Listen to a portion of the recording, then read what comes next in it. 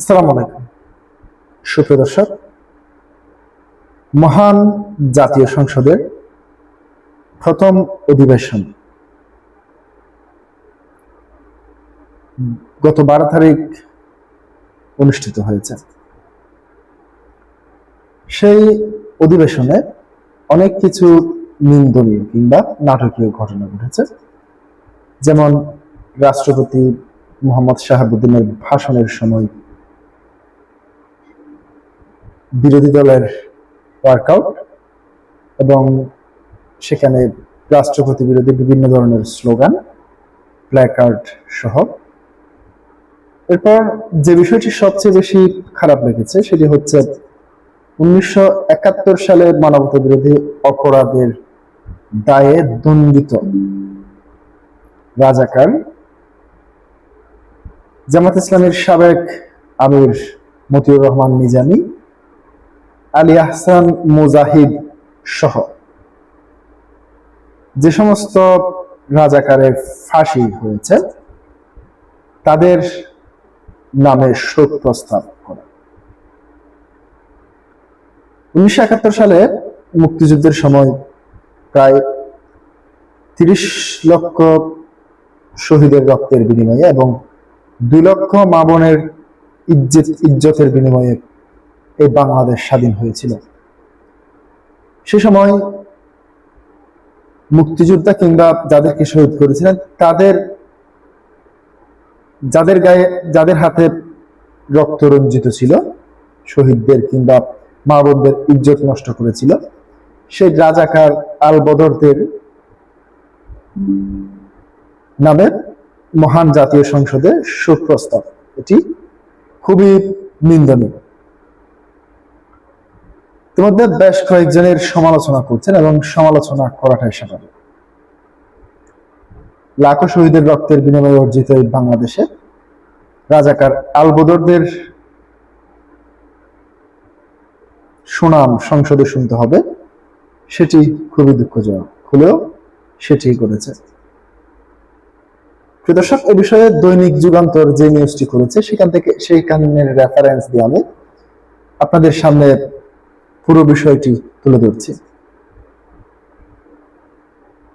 নিজামী, মুজাহিদ ও সাইদির জন্য সংসদের শোক,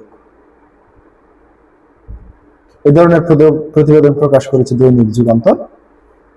এখানে আরো যে বিষয়গুলি লিখছে সেটি হচ্ছে, ত্রয়োদশ জাতীয় সংসদের প্রথম অধিবেশনে আওয়ামী লীগ শাসন আমলে মানবতা বিরোধী অপরাধের অভিযোগে দণ্ডপ্রাপ্ত জামাত ইসলামের 6 শীর্ষ নেতা ও বিএনপির স্থায়ী কমিটির সাবেক সংসদ সদস্যকে স্মরণ করে শোক প্রস্তাব গৃহীত হয়েছে। এছাড়াও 3 বারের সাবেক প্রধানমন্ত্রী ও জাতীয় সংসদের 2 বার বিরোধী দলীয় নেতা বেগম খালেদা জিয়ার মৃত্যুতে শোক প্রস্তাব সহ জাতীয় আন্তর্জাতিক বিশিষ্ট ব্যক্তিদের মৃত্যুতে সংসদের শোক প্রস্তাব আনা হয়।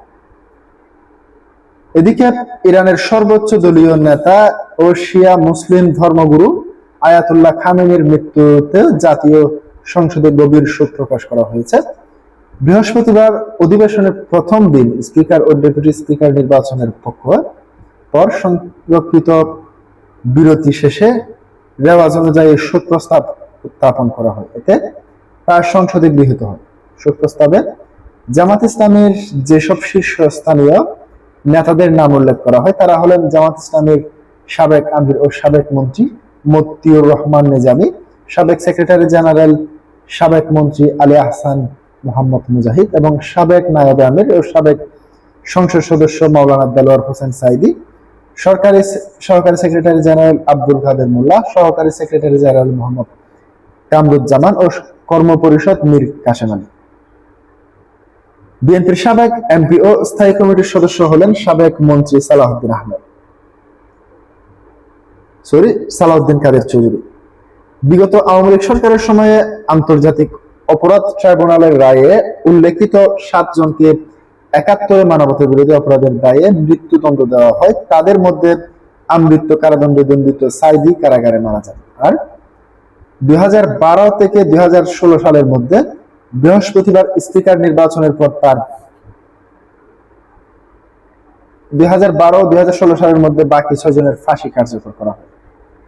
বৃহস্পতিবার স্পিকার নির্বাচনের পর তার সভাপতিত্বে প্রথম অধিবেশন শুরু হলে খালেদা জিয়া সহ দেশি বিদেশি বিশিষ্ট সাবেক রাষ্ট্রপতি ও সাবেক সংসদ সদস্য জুলাই গণ অভ্যুত্থানে নিহত ও মাইলস্টোন স্কুল অ্যান্ড কলেজ এর বিমান দুর্ঘটনায় নিহতদের স্মরণে শোক প্রস্তাব আনা হয়।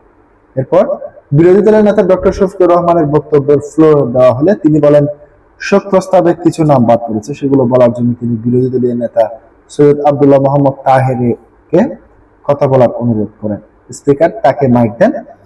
বিরোধী দলের উপনেতা ডক্টর সৈয়দ আব্দুল্লাহ মোহাম্মদ তাহের বলেন, শোক প্রস্তাব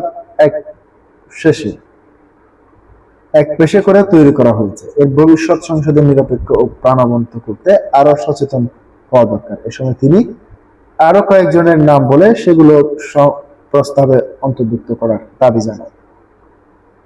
বক্তব্যে তিনি বলেন, সাবেক মন্ত্রী শহীদ মাওলানা মতিউর রহমান নিজামী, সাবেক সংসদ সদস্য মাওলানা দেলওয়ার হোসেন সাইদি, সাবেক সংসদ সদস্য মাওলানা আব্দুল সোবাহান, সাবেক সংসদ সদস্য শেখ আনসার আলী, সাবেক সংসদ সদস্য মাওলানা রিয়াসাত আলী এবং সাবেক সংসদ সদস্য মাওলানা আব্দুল খালেক মন্ডল, সাবেক সংসদ সদস্য হাফেজা খাতুন, রোকেয়া আনসার, সুলতানা রাজিয়া, রাশেদা খাতুন, সাবেক মন্ত্রী আলী আহসান মুজাহিদ ও এম ইউসুফ, নজির আহমেদ, কামরুজ্জামান, আব্দুল কাদের মোল্লা ও মীর কাসেম আলীর নাম শোক প্রস্তাবে যুক্ত করার আহ্বান করছি। বিরোধী দলীয় নেতা ডক্টর সৈয়দ আব্দুল্লাহ তাহের বলেন, শাপলা চত্বরের ঘটনার প্রসঙ্গে শোক প্রস্তাবে জামাত ইসলামীর দলের বদলে হেফাজত ইসলামী বলা উচিত। জুলাই গণঅভ্যুত্থানের নিহতদের প্রসঙ্গে টেনে তিনি সেখানে প্রায় 2000 শহীদের কথা বলেন এবং শরীফ ওসমান হাদির প্রতি শ্রদ্ধা জানান। প্রিয় দর্শক, আজকে পর্যন্তই। আসসালামু আলাইকুম ওয়া রাহমাতুল্লাহ।